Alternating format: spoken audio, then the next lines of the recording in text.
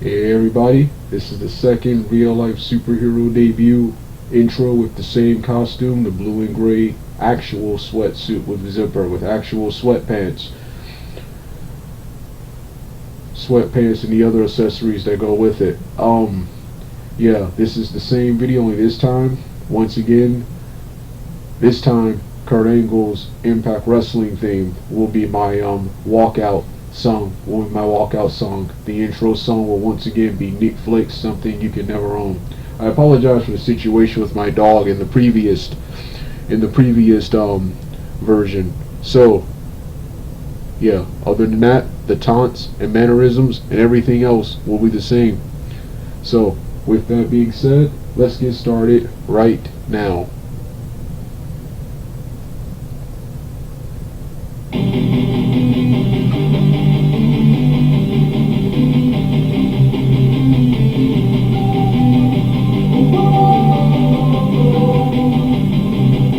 Don't wanna sleep in, cause I got something to prove. I gotta take what I hate and finally make a move. I think of you and all the shit you gon' do. Well, I'ma make hella sure that I don't become you. Have no regrets, yeah, outside of my chest. I'll never forget what it's like to be in debt. Been stabbed in the back bed, I'll show you what happens. Pass me the mic and I'll show you with action. I feel this pain, you already know.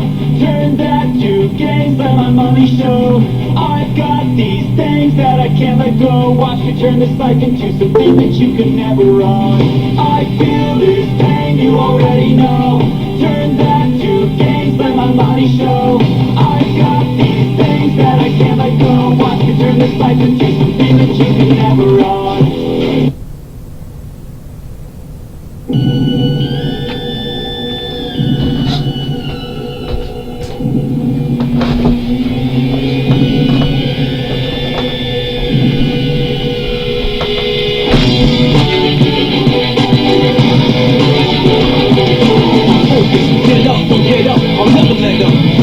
I'm fed up, dismissing the competition. You're hopeless, I'm trash, they're efficient. Listen, you want a class on tradition? My one condition, forget the best of the century. Talk about the best of all time, you better mention me. Essentially, I'm the best that's ever gonna be. I hold my ground, you never take it from under me. Don't run to me, it's gonna be trouble. I hit you so many times, you see triple or double instead of one of me. I got more heart, more weight to tear you apart. I lay you down on the ground. It's no different to me. If you tap out, cash out, or simply pass out for free. Cause you face down, really, barely alive. Cause I'm an animal inside, hear me?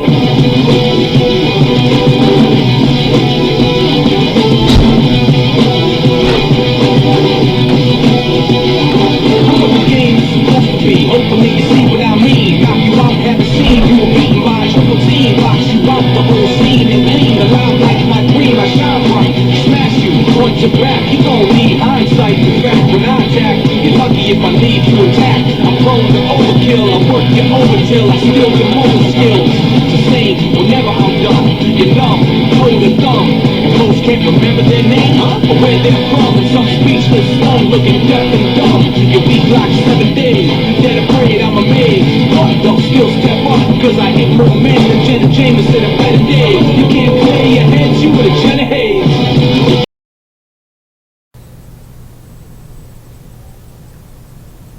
Hey everybody, it's time for my 2024 daytime real life superhero review remake of the Mortal Kombat Defenders of the Realm cartoon.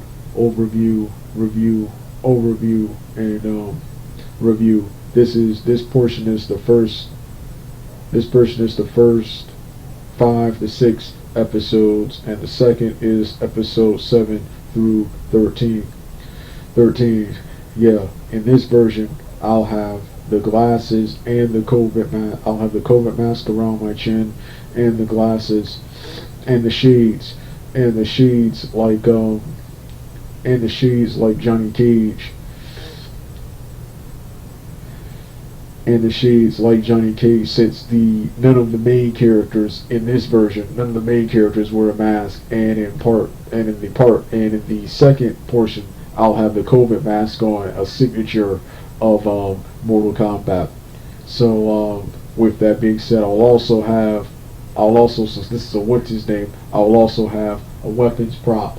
Instead of my swords, I'll have the nightstick, like Striker, who's basically the replacement for Johnny Cage in this series. I have a wooden stick. So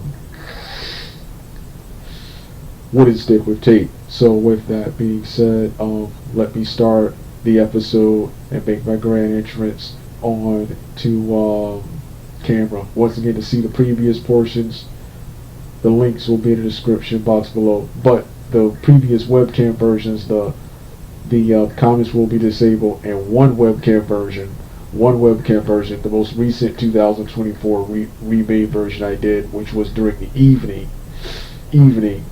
That one won't. That one will not have comments. It won't have an intro. It won't have a musical intro. So with that being said, let me start the video, get the prop, and make my grand entrance on camera and continue.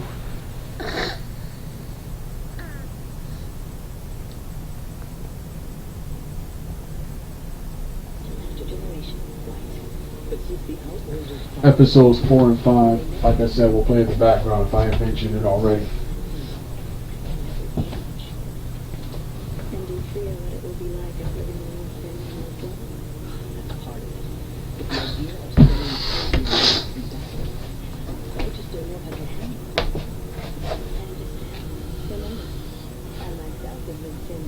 Yeah, Mortal Kombat, Defenders of the Realm. Defenders of the Realm, just like Street Fighter, and Double Dragon is one of my all-time favorite and best cartoons. And I consider this cartoon to be just as good.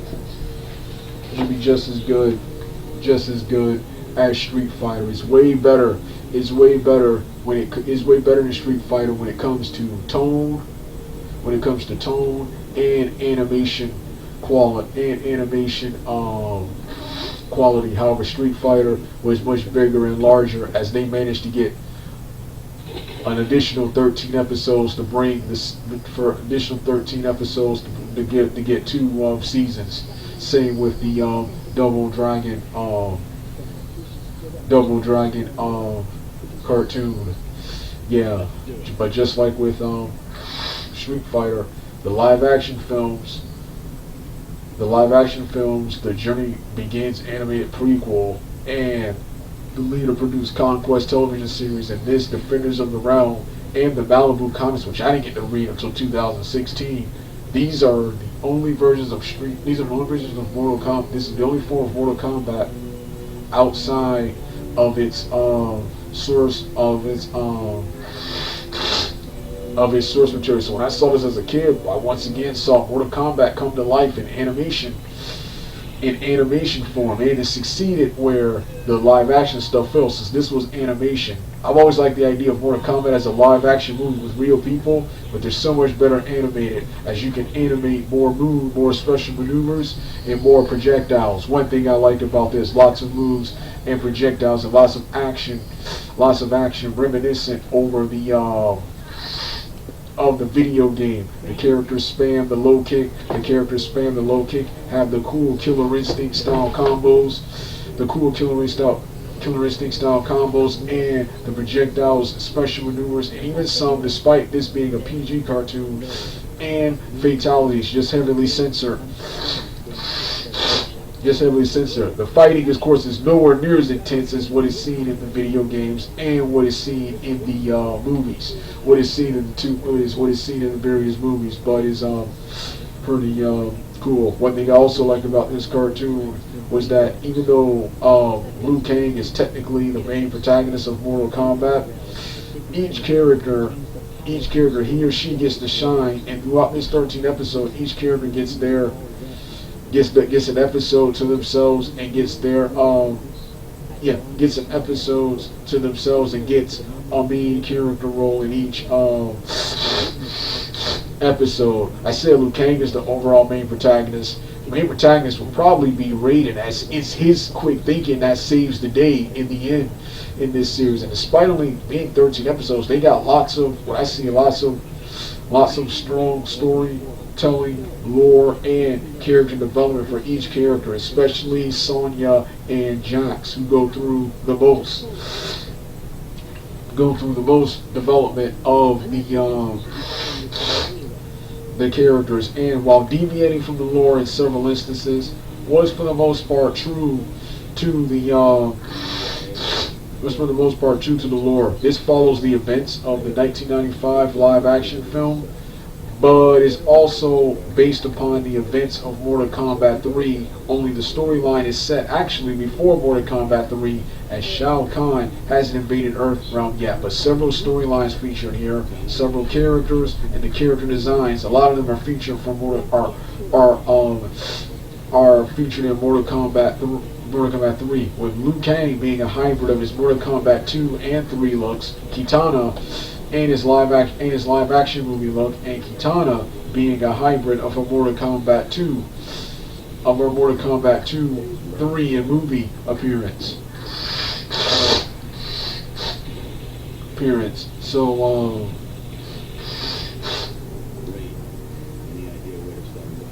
So yeah, the storyline is based upon Mortal Kombat's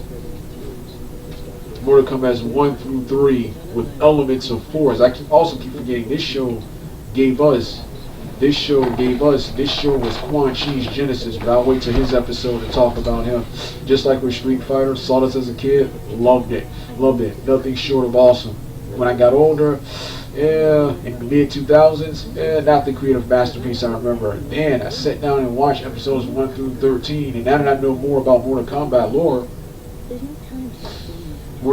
lore, this cartoon right here is even better than I remember. I love this so much. For years now, I've been working on my own fan fiction, which I'm going to be doing videos promoting that. Same with Street Fighter 2. I forgot to mention that in my Street Fighter animated series remake. But yeah. And now I think had this cartoon run, I think they would have went all the way to Mortal Kombat.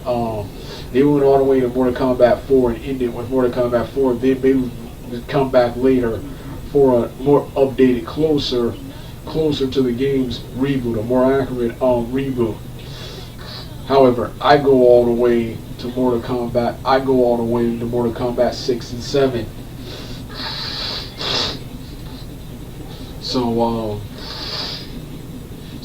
Yeah, Mortal Kombat Defenders of the Realm.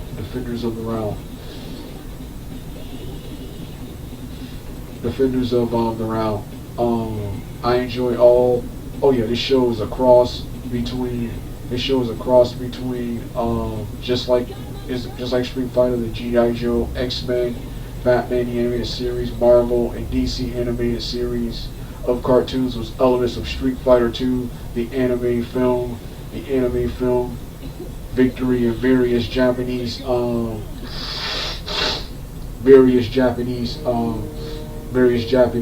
animations. Yeah, mixed. And the live action film and video games 1 through 3 with elements from 4. So yeah, cartoon is way better than people give it credit for. Yeah, of the episodes I'm talking about here, I enjoy all the episodes 1 through 13, with the best being episodes 4 through 13, with 4 through 13, with 4, 5, and 6 on this list being the supreme best, followed by the pilot, then one of the more iconic episodes. In the first episode I saw, Sting of the Scorpion, and then the much superior episode 3, probably the best of the original 3 episodes, Acid Tongue, which features Kombat, which features Reptile. Only a person's Reptile technically died in the first movie. A being in his place known as Kombat appears.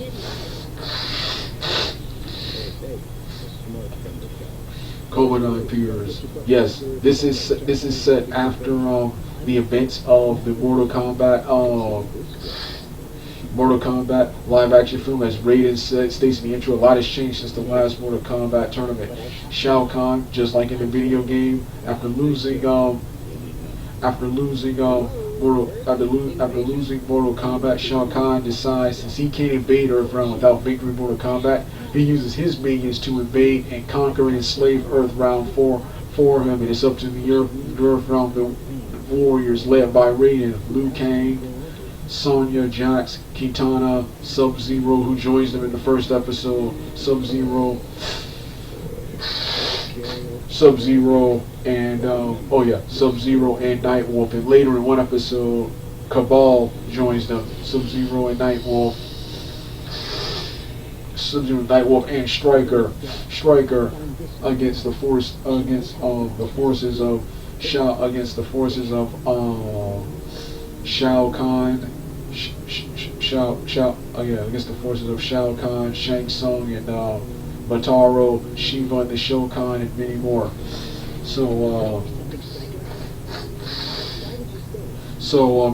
He also, just like in his Mortal Kombat 2 storylines, he also tries to lure the Earthrealmers.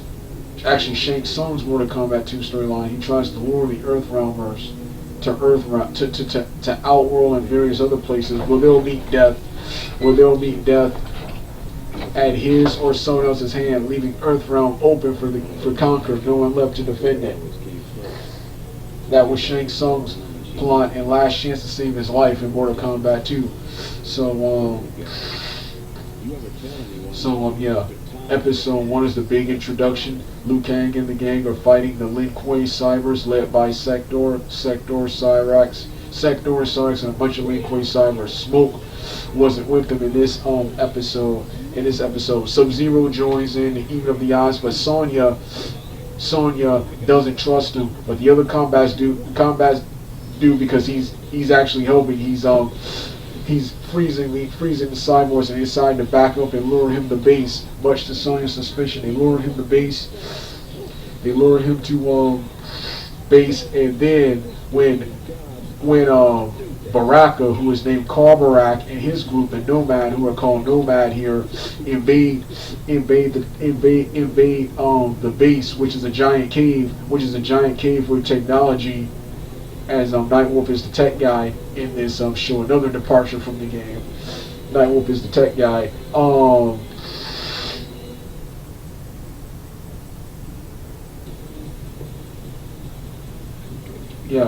Nightwolf is the tech guy.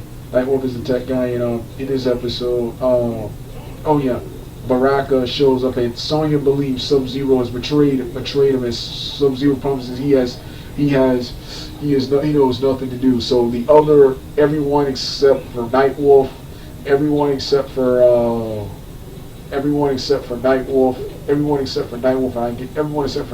and Sub-Zero, Nightwolf, Raiden, and Sub-Zero stay at the base, and the others, go outside the base and fight the Lin Kuei Cybers, and fight Baraka and his Turkatan horde. They do this while Sub-Zero defeats Baraka, the leader, Karbarak, the leader, risks his life to defeat the leader, Karbarak, and it is here Nightwolf stands up for Sub-Zero, saying he's on our side, as he just risked his life to save them, and then Raiden says, "You were right about being tracked. You were right about being tracked," as which got put a tracker on him to get to that base.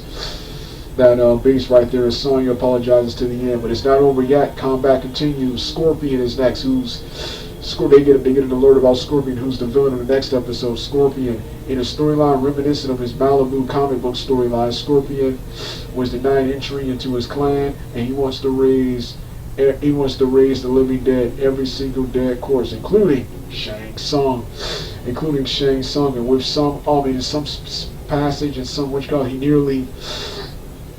he nearly does this, but Liu Kang, Sub-Zero, and the gang defeat him and his warriors, and Liu Kang and Sub-Zero freezes Scorpion, and Raiden sends him to the realm of lost souls, realm of lost souls, where it looks like lost souls, where he's still alive, as Jax reveals in episode 13. But I'll wait till 13 to get to that.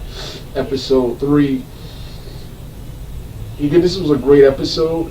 This is also one of the many episodes to feature cool hard rock music from the Mortal Kombat 1995 soundtrack and bands who performed music for that movie. However, the fights between Sub-Zero and Liu Kang, Liu Kang, and Scorpion could have been better. Then you got it, but this is the first episode I saw, so I always get nostalgia when I watch this. Episode 3. This is the best of the versions. This episode features Kombat on a mission while battling Reptile, who was Kombat here, as Reptile died in the 1995 movie. The Combat Gang are fighting him and his race, the Raptors, and during the battle, Jax's chip to his cybernetic arms gets lost and damaged by Kombat acid. Sonya stays behind and looks for Jax and gets kidnapped. So Jax, with the help of Nightwolf, has to find his energy. He has to go without his arms. And Jax in the final battle uses his brains over bronze, and learns how to do without his metallic arms, and defeats Kombat and they send him back to his own realm. But Jax still puts the arms on him anyway, saying he now understands the purpose of energy and brain over bronze, but it doesn't hurt to have a helping hand. Love this development episode for Jax. He has another one during the second portion of this review episodes. During the second portion of season 1, during episode 7 and 12 of episode 7 and 13. Episode 4, one of the best, Skin Deep. This is Rain's episode, where apart from him being a former fiance for Kitana, this is spot on with Rain's appearance. And Rain, in my opinion, here is better than he ever was in the game. Is better here than he ever was in game until Mortal Kombat 7 Armageddon and the DLC of 11. Rain appears here just like his video game counterpart, except he's unmasked. Here, Rain betrays Kitana for the Emperor Shao Kahn for power prestige, just like he does in the video game here. Motaro and the Centaur are also featured here, and the jealousy between Liu Kang and Rain is hilarious. Then you got episode 5, widely considered the greatest episode of the series and one of the best, as it is spot on with the game. Old Friends Never Die. This is the big Lin Kuei Cyber Mortal Kombat 3 storyline adapted to the screen, with, apart from the inclusion of Oniru, his inclusion, the Grand Master. This is spot on with the game. Sub-Zero and Smoke escape the Lin Kuei factory.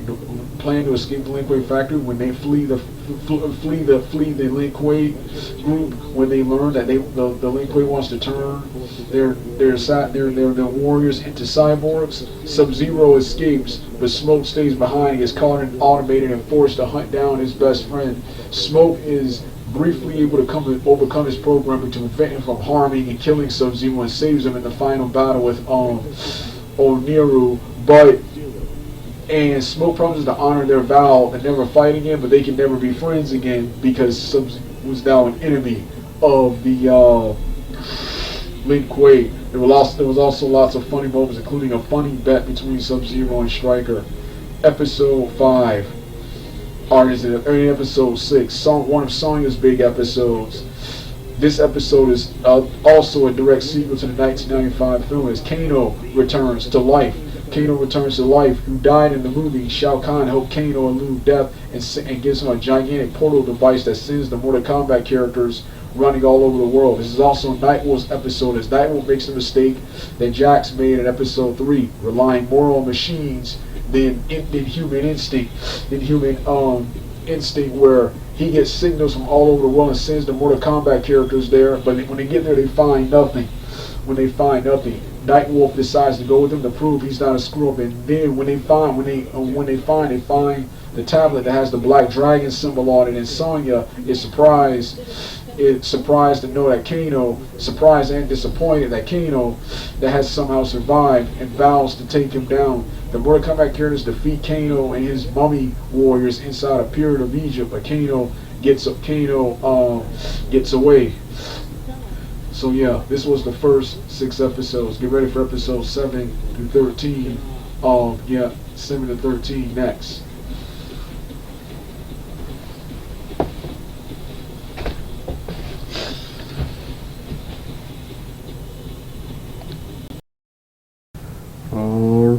Alrighty, people, it's time for the final part to my Mortal Kombat Defenders of the Realm review overview 2024 daytime remake. This time, episode 7 through 13, the remainder of season 1. And episodes, the final parts of episode 11 and 12 will play in the background while I review. Yeah. So with that being said, let me start the episodes and get started right now and make my grand entrance on camera.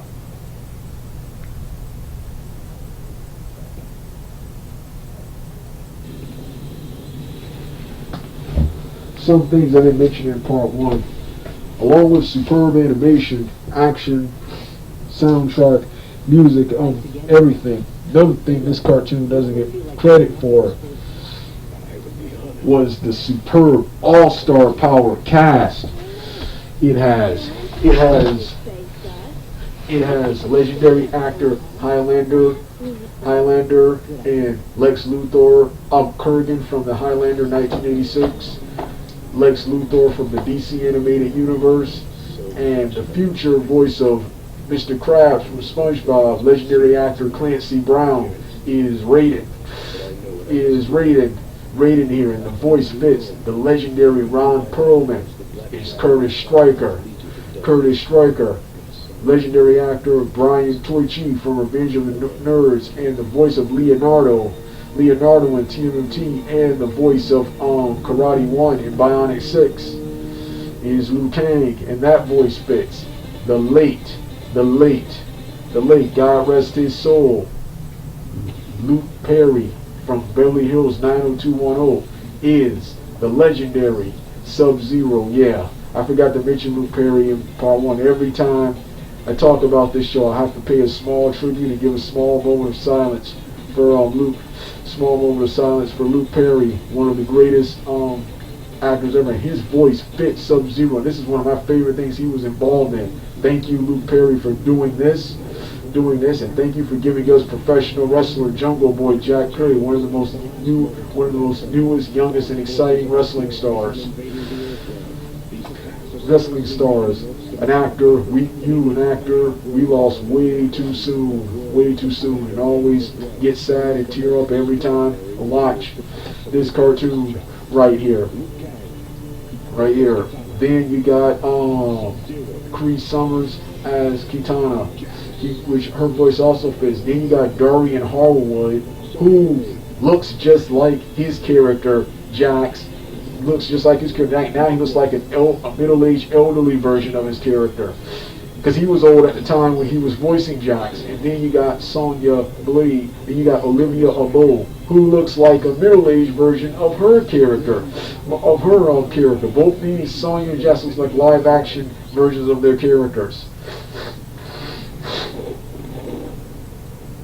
And I think Neil Ross voices Nightwolf, and I keep forgetting the other voice actors. And Kevin Michael Richardson voices Cabal, who appears this series. I think he also voiced Ermac too.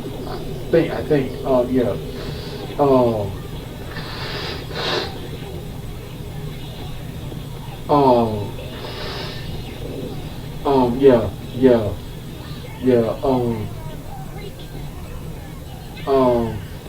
All the episodes were good, with episodes 7 and 10 being the weakest, with 10 being the supreme weakest. 7 was pretty good. It was actually awesome, but it had nothing to do with Mortal Kombat apart from Shiva and the Shokans involvement. It had nothing to do with the Mortal Kombat storyline. Same with 10, which was closer to Double Dragon 1993 cartoon and the New Adventures of He-Man with mythical and magical swords. But that episode 10, which was also a female-centered episode, as it focused on Sonya and Kitana, was better than both feminist and female episodes of television shows and movies.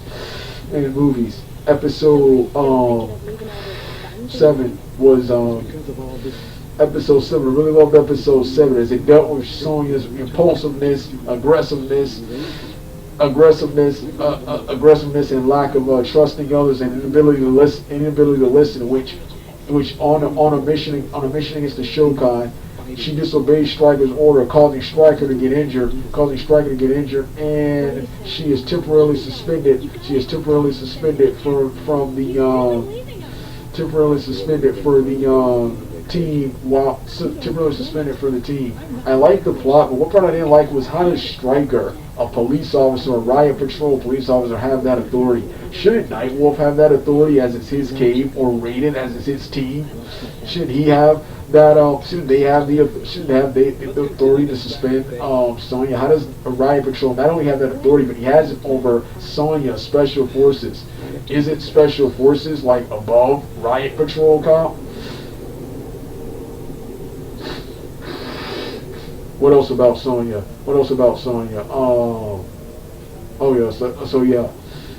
Great trust themed episodes, and throughout the episode, she's able to focus on teamwork with others, focus on teamwork, and together all of that saves the day. And she's reevaluated and brought back the team, to which you think she'd be happy, but she's disappointed in a lot of people, actually, in one, including Filas Partaz, I think that's his name, who criticized this cartoon and claimed her not wanting to fight no more was out of character, when it's not out of character. Yeah, Sonya likes the fighting and stuff, but she likes winning and succeeding too, and all they do is fight some more. All they do is fight, and they're not, and all they do is fight and continuously fight, and they're not any closer to peace. They're not any closer to peace or saving the day. Kano was revealed to have survived, so she kind of feels like a failure and kind of wants to give up the fighting. Yeah, she likes the fighting, but she kind of wants to give up as they're not succeeding. They're not succeeding at their goal. As soon as one battle ends, another starts. So that was for detractors who criticized the character development in this series and claimed it was contradicting characters. It wasn't, if you actually watch and pay attention. But no, Felix Bartaz was too busy making lame Nostalgia Critic style videos. Nostalgia Critic inspired videos to pay attention. Yeah. So then you got episode 8. Episode 8, The Secret of Quan Chi, the funniest episode of Mortal Kombat, where Quan Chi makes his debut. He describes himself as a refugee of the realm of Tetsuri, and the combat characters need to steal a special orb there called he gives them a mysterious orb called the Orb of Tetsuri. The Orb of Tetsuri. He disguises himself as a refugee and gives the Orb of Tetsuri, which this mysterious orb makes the people who come into contact with them extremely angry, vengeful, evil, and hate each other. And the Mortal Kombat characters comically insult and fight each other the entire episode. Nightwolf saves the day as he was the only one who wasn't exposed to the orb and destroys it, causing Quan Chi to let out a bizarre scream. The scream is different in both versions. In another version, it's something like that in this version, but in the popular version, it's something like that. What you call this? What's his name? He then turns into a snake and attacks the combat gang and escape. Great episode for the genesis of Quan Chi. I keep forgetting this was his genesis. Ed Boon and John Tobias liked Quan Chi so much they incorporated him into the next game, which was Mythology Sub-Zero and the iconic Mortal Kombat 4. And he will become a reoccurring main antagonist in Mortal Kombat. I keep forgetting this is his genesis, and he was supposed to be a stand-in for Shang Tsung, who returns in the next episode. Shang Tsung, he returns to life. Shao Kahn brings him to life just to knock him out, just to slap him for failure in the previous tournament, and threatens him with an even worse punishment, trapped in a torturous inferno. He gives, in one of Shao Kahn's greatest plans ever, Greatest plans ever. Greatest plans ever. He gives Shang Tsung a mysterious orb that controls the weather, that controls the elements. That controls the elements, and Raiden's powers becomes affected by it. It also makes Shang Tsung much stronger, as he's able to defeat Liu Kang and trap all the Mortal Kombat's characters in a hot canyon that's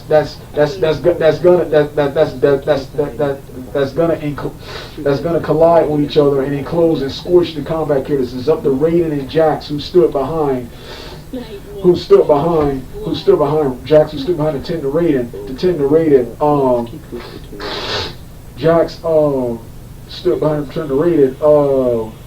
He stood behind to attend to Raiden.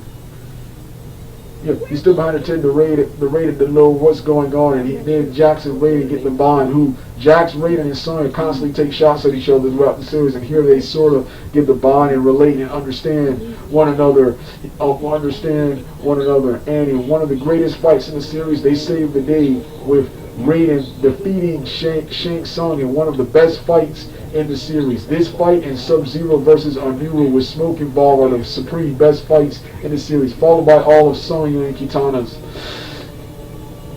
fight are the supreme best fights in the series. Where Raiden beats Shang Tsung without powers, just straight martial arts, one of the best choreographed fights ever. And instead of killing him, dots him back in the portal. This episode is also notable as that this episode was a crossover with the Street Fighter cartoon, the Wing Commander cartoon, and the Savage Dragon cartoon, as each one featured a Thor-looking warrior called the Warrior King looking for a mysterious ore.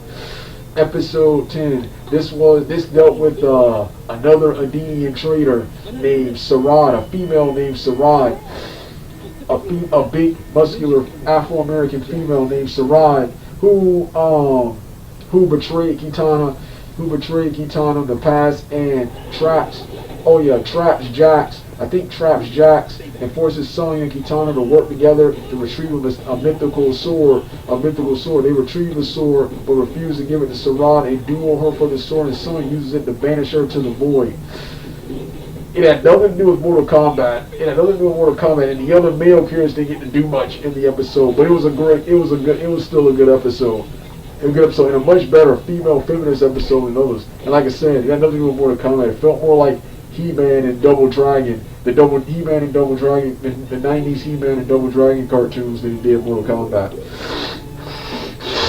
Then you got episode 11. Episode 11.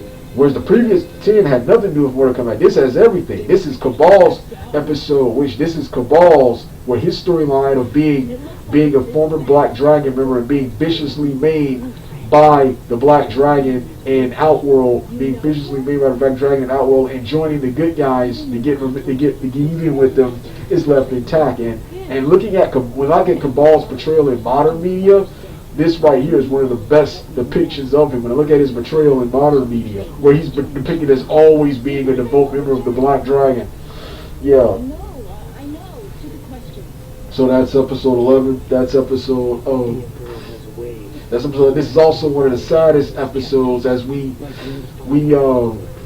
get a brief backstory on Sonya about how she had a friend named Maggie who got a very bad accident that left her confined to a wheelchair, and then how everyone treated her different, and it just, what's his name? I can't relate to that, but I can just imagine how terrible that had to be. And then you see Cabal's tragic backstory of being an outcast because of the way his face looks, how he has to hide and sneak underground and has to fight the Black Dragon alone. But he joins the combat gang at the end, but he's not seen with them in the next two episodes. Episode 12, one of the best.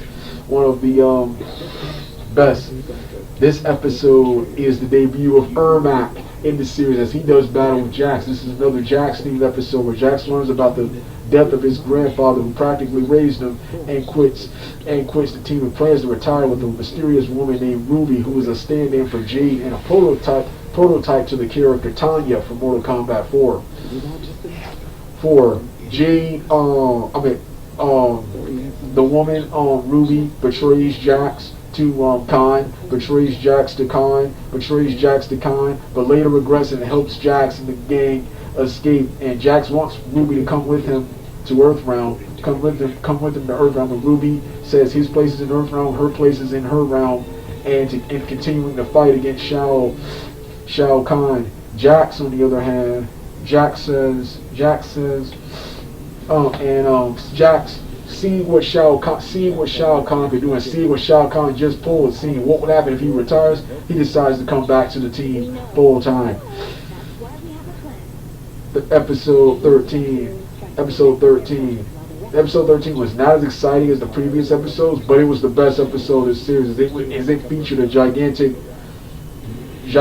battle and a gigantic rebellion plot that ended up being a double cross as part of Shao Kahn and Shang Tsung, and the day is saved thanks to some Raiden who Shang Tsung managed to get everyone trapped in what's his name, and even sent Shao Kahn fleeing for his life with a giant fireball, with a giant flaming skull, but Raiden saves the day by getting Motaro to turn on Shang Tsung, as Shang Tsung allied himself with the Shokan, their mortal enemies, and the combat game used a time to fight their way out and escape.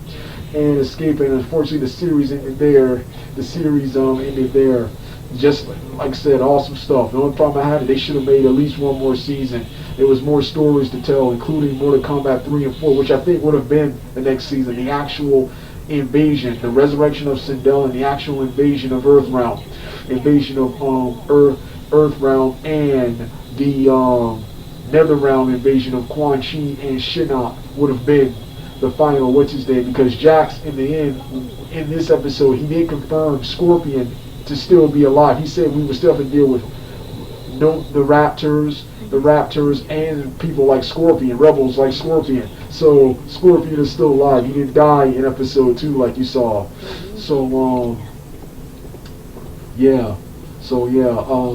To see the previous versions, the link will be in the description box below, and be on the lookout for my Mortal Kombat Defenders of the Realm fan fiction coming in the future. Yeah. So, you want to hear the rest of the music? Turn the video off right now. I'm also bringing back the post-episode review and reaction so I can talk more in depth about these episodes.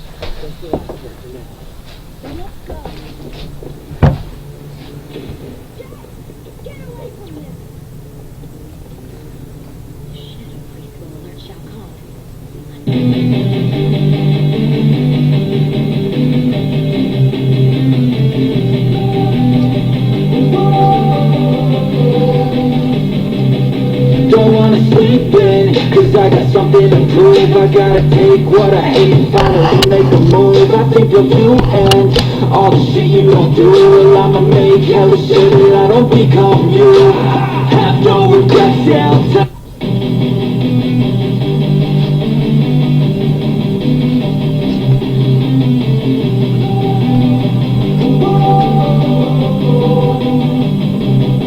Don't wanna sleep in, cause I got something to prove. I gotta take what I hate and finally make a move. I think of you and all the shit you don't do. Well, I'ma make hella sure that I don't become you. Have no regrets, yeah, outside of my chest. I'll never forget what it's like to be trapped in the fact that I show you what happens. Pass me the mic and I'll show you with action. I feel this pain, you already know. Turn that to gains, let my money show. I've got these things that I can't let go. Watch me turn this life into something that you could never own. I feel this pain, you already know. Turn that to gains, let my money show. I've got these things that I can't let go. Watch me turn this life into something that you could never own. So fight and fight and fight for the things you know. Do what you think is right, and you like to let you play. So fight and die for the things you know you love. Do what you think is right, and you like to let you play. So give me all the scars, I'm a human being. Cover them with tattoos so you can't see. Knew it from the start, you had problems with me and the things I could be, I just wish I had seen. I feel this pain, you already know. Turn that to gains, let my money show. I've got these things that I can't let go. Watch me turn this life into something that you can never own. I feel this pain, you already know. Turn that to gains, let my money show. I've got these things that I can't let go. Watch me turn this life into something